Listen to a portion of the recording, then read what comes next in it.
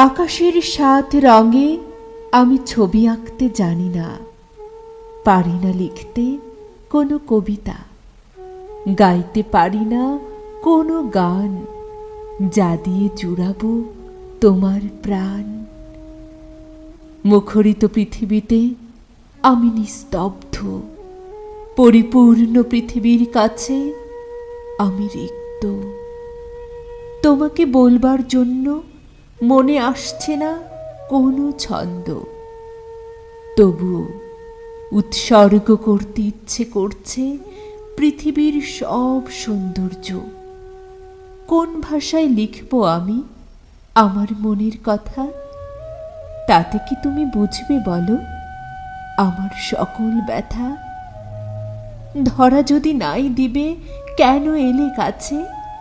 কাছে এসেও তবু কেন আছো দূরে সরে?